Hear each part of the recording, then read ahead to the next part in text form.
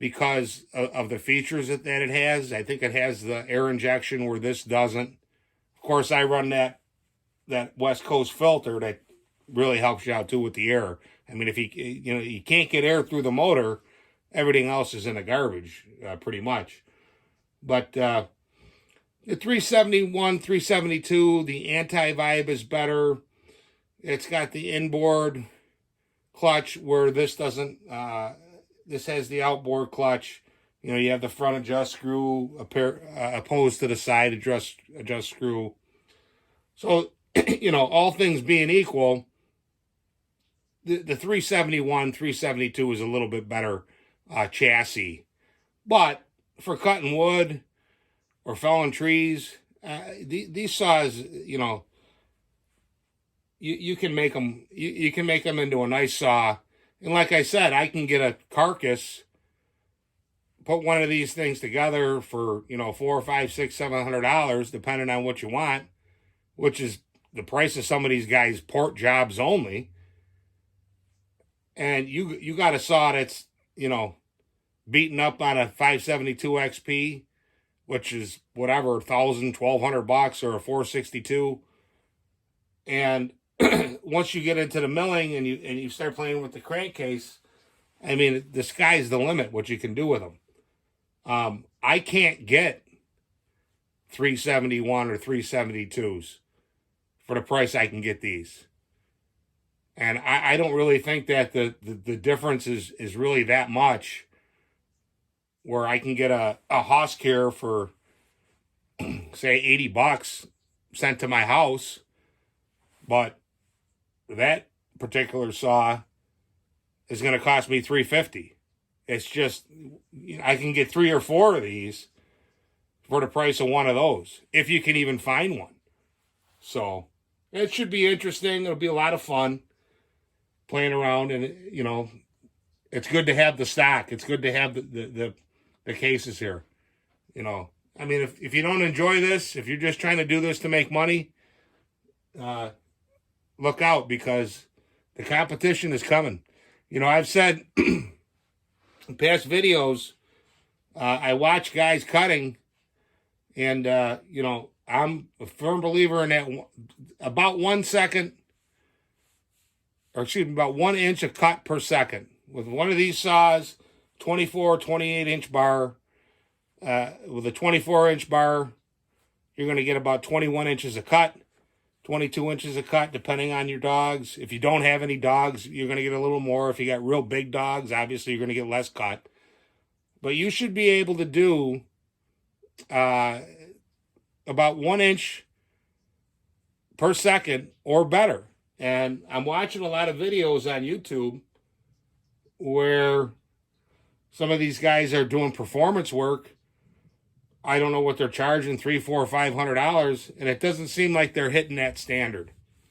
And that's the thing about the port jobs and how guys build.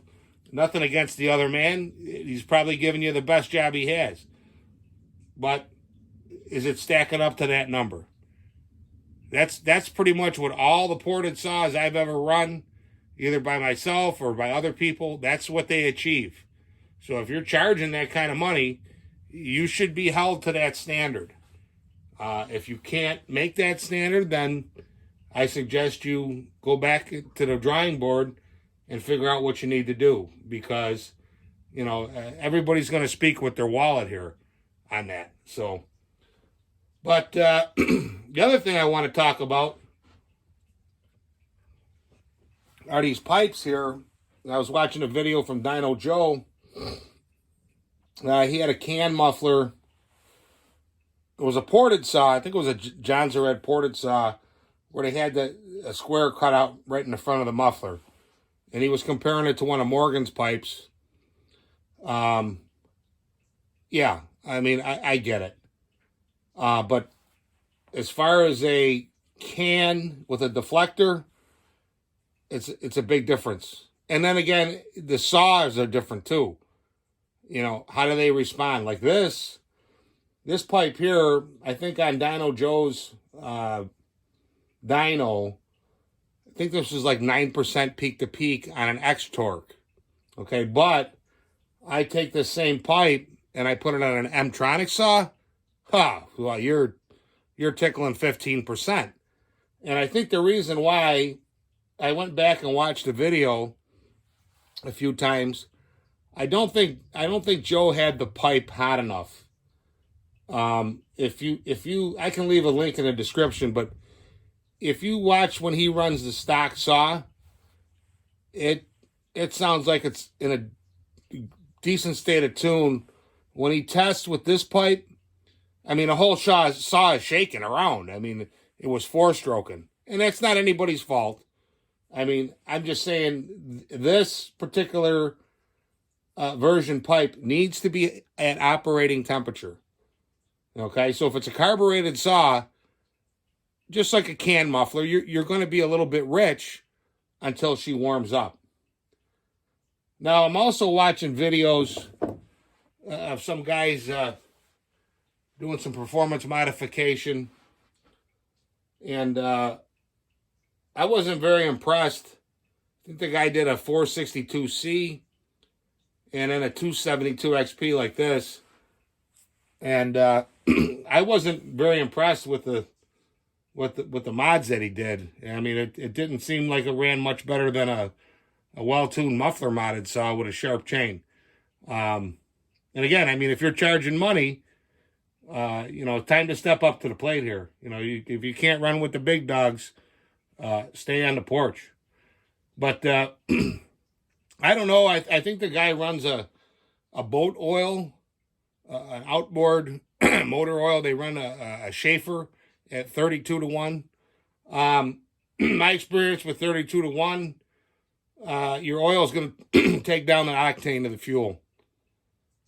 The other thing that 32-1 is going to do in my builds, and they may build their saw another way, and that's what they want to run.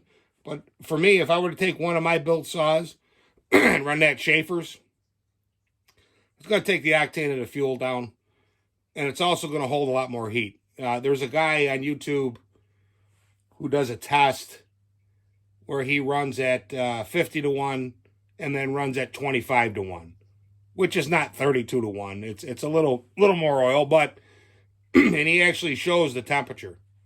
So if you're getting burn carbon and whatnot underneath your piston, that tells me that you're running a little bit too hot.